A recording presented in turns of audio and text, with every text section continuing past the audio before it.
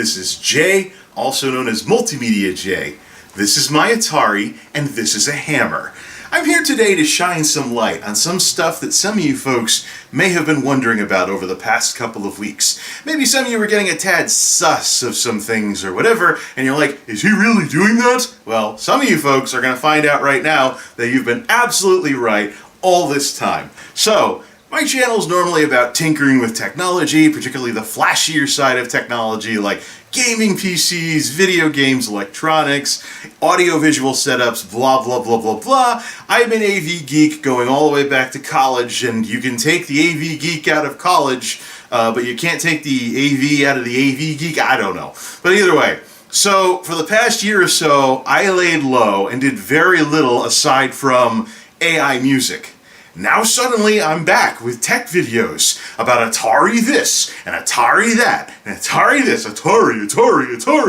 And I imagine to some of you folks, you may have had this hunch that maybe something just wasn't adding up. Well, I'm happy to report that those of you folks who are wondering about what I think you are wondering about are 100% correct.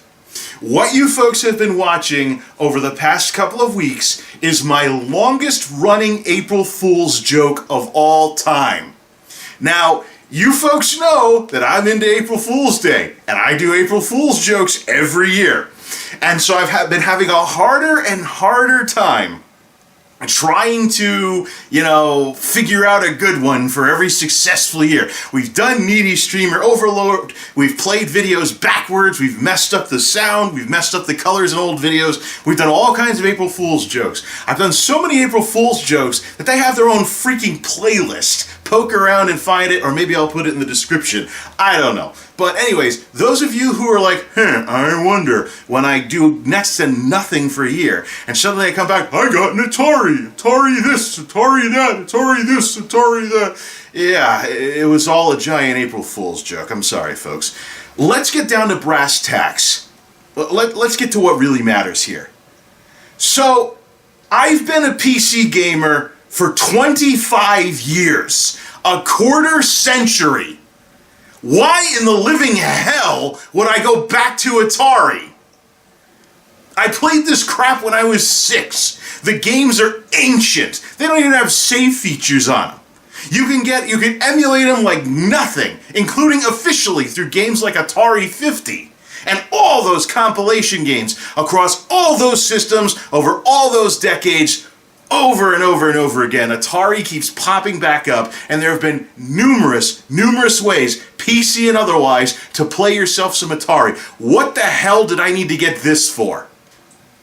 But you may be like, Jay, didn't that cost you? I got this thing at a freaking flash sale, nowhere near retail price. The games that I've gotten are common titles. Look, I could sell them on eBay after I smash this thing, and I will probably get most of my money back easily.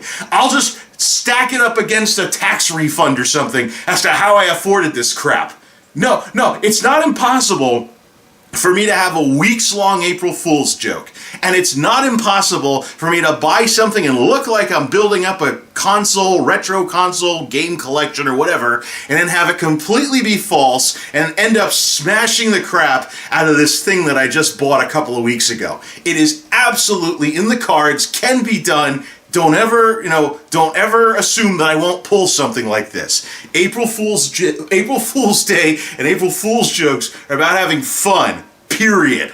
Now, without further ado, now that the veil has fallen and you all know my dirty little secret, I've wanted to get back into real tech videos for a long time, but not freaking this! I don't need to become Mr. Atari. I grew up with Nintendo, Super Nintendo, Nintendo 64, and by the time I went off to college, I became a PC gamer. The end. The system I have right now has a Steam backlog, a non-Steam backlog, a GOG backlog, I have console backlogs, I have enough games to never buy another game ever again and be playing something probably for the rest of my freaking life. I don't need to get back into Atari, period. I barely was into Atari in the first place. This is 7800 plus, 80s Atari. I didn't have, the wood grain thing that everyone's like, ooh, Atari. The wood grain thing was retro-ish when I was getting into it. It was the discount console, the flea market console, the whatever console, but something you had when you didn't have Nintendo, and that's all it was. I had a 7800 because my dad didn't know if I was really into video games, didn't want to spend the money or whatever, and I sure showed him. But 2600 games were on the secondhand market by the time I was messing with this. So, no. I am not an Atari guy. Never been an Atari guy. Most of what I played was cheap 2600 games on my 7800 when I was a kid.